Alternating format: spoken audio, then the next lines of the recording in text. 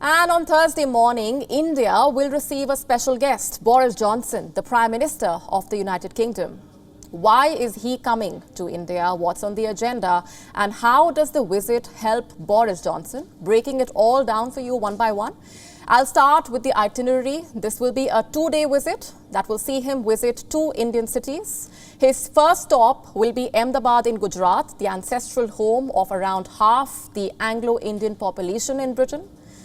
At around 8 a.m. IST, he is expected to land at the Sardar Patel International Airport in Ahmedabad. Once there, he will host a series of meetings with various Indian businessmen. His office says he is expected to announce investments in certain key industries and hold talks for collaboration on science, health and technology projects as well. Reports say he will also attempt to make headway in negotiations on a free trade agreement between India and Britain. An agreement which 10 Downing Street says could boost bilateral trade by $37 billion by 2035. And the next day, on the 22nd of April, he will be heading to New Delhi. He will be given a ceremonial welcome at the Rashtrapati Bhavan and will then be taken to Rajghat for a wreath-laying ceremony. Boris Johnson's first meeting in New Delhi will be with India's External Affairs Minister, Dr. S. Jaishankar. The two are expected to discuss bilateral ties. Boris Johnson's next meeting will be with the Indian Prime Minister, Narendra Modi.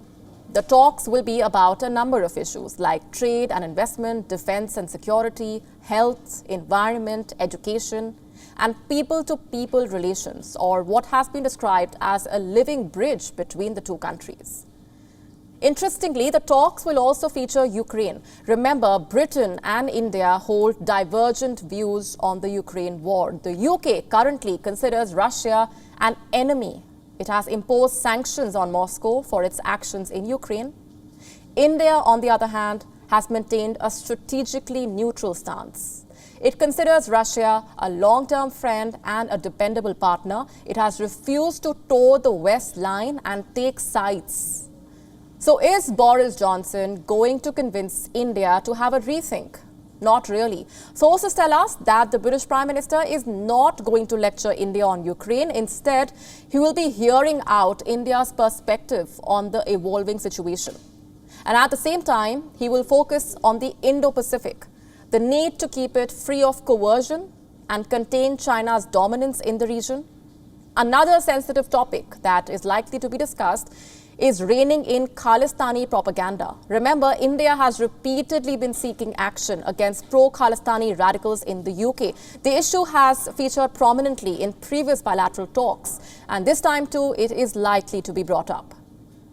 Next, the two countries will also discuss speeding up the extradition process of Indian fugitives, namely Vijay Mallya and Nirav Modi. They are both in the UK. Reports say India will push the UK on why they need to be sent back to the country at the earliest. Now, all said and done, the timing of Boris Johnson's visit is quite interesting. It will take place amid high political drama in London. On Thursday, Boris Johnson is expected to face a crucial vote, a vote on whether he should be investigated over his statements made on the Partygate scandal. For those uninitiated, the British Prime Minister is under fire for partying during the 2020 lockdown and then for allegedly lying to the Parliament. When the allegations first surfaced, he had insisted that no lockdown rules were broken. However, last week, a police investigation found him guilty and fined him for breaking the law. So on Thursday, the British Parliament will be sealing his fate. But Boris Johnson will not be present. He will be in India. His critics say he is using this visit to distract people from the political mess back at home. And if that is indeed the case, we are not too sure if the distraction will actually work.